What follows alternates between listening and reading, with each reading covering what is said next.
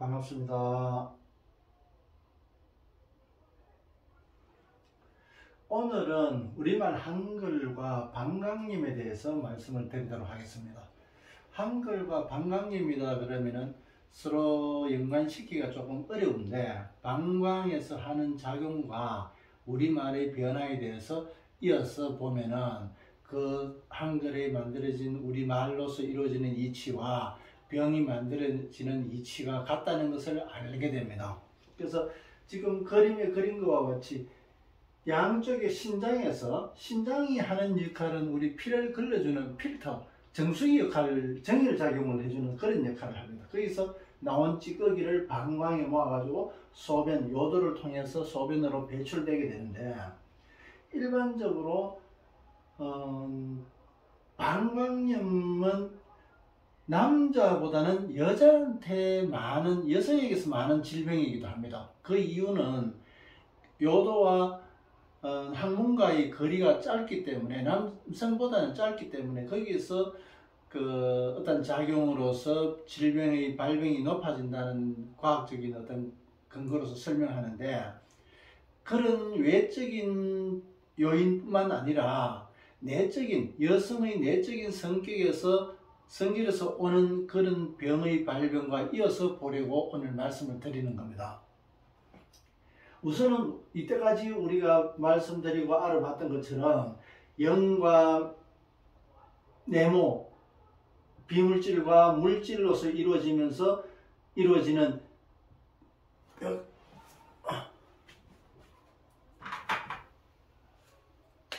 요 안에 있는 영이, 요가 마찬가지로 불씨라면은 요것은 불빛과 같은 겁니다.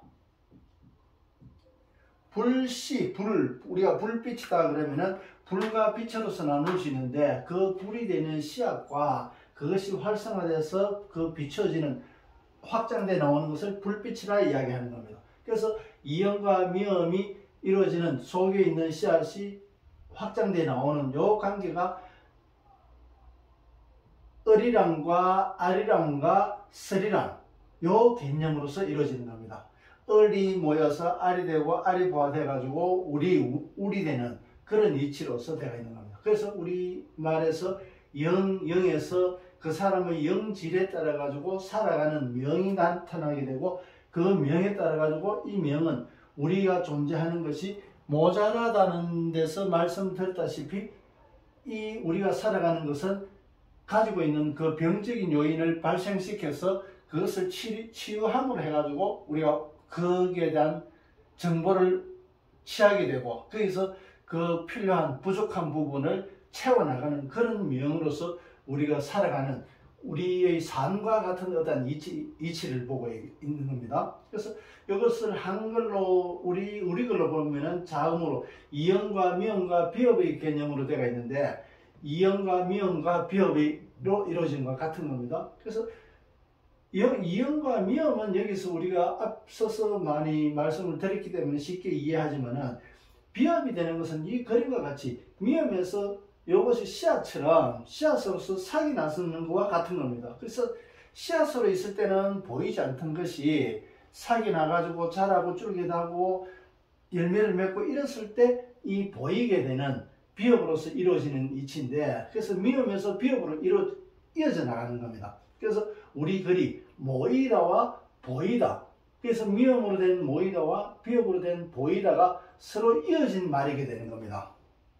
그래서 이 말씀을 드리는 것은, 보이지 않는 것도 모이고 모이다 보면은 보이는 것과 마찬가지고, 이 방광에서 찌꺼기가 모이고 해서 보여가지고 배출이 될 때는 우리가 보이는 것으로서 배출되는 것은 보이는 것으로서 작용되는 겁니다.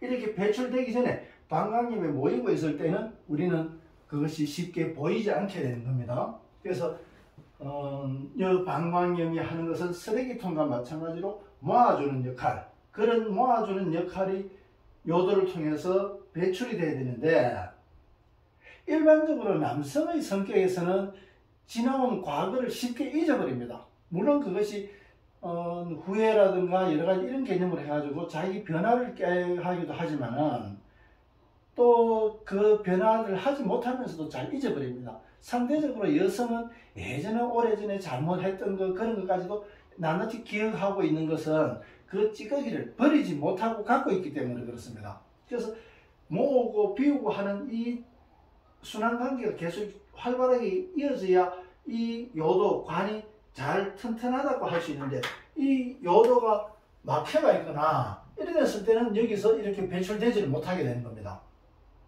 그래서 요도가 탈이 나도 배출이 안 되고 이제 방광에서 버리지 못하는 거, 그게 방광에서의 작용은 배출하고 비우는 작용을 하고 있는 겁니다.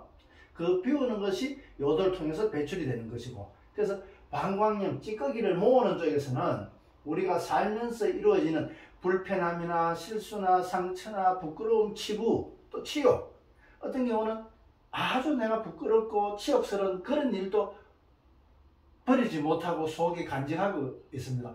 사람이면 누구나 다 그렇게 잊어버릴 수는 없는 거지만은 그래도 평소 때 생활하면서 많이 잊어버리고 살아가는 것은 여성과 상대적으로 남성에게는 좀 잘 그런 것들이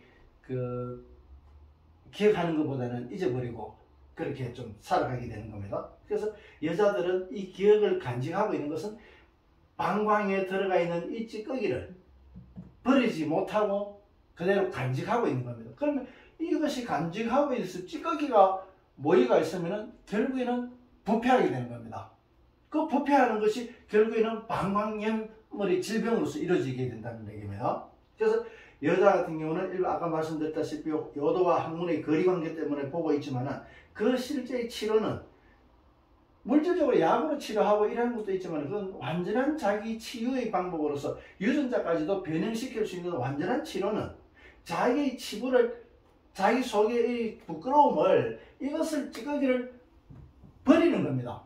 사람이 실수할 수 있단 말이지. 실수할 수도 있고 이러기 때문에 그런 것을 인정하게 되고 버릴 수 있고, 또 그 부끄러움은 혼자만 갖고 있는 것이 아니다 말이지. 알고 보면 각각이 다 있고 그런 실수나 실패를 거치면서 사람이 성장하기 때문에 그런 소질을 다 갖고 있는데도 스스로 혼자서 그 부끄러움을 간직하게 되는 겁니다. 그래서 방광염이 발생하게 되는데, 제가 예전에 공부하러 오신 분 중에서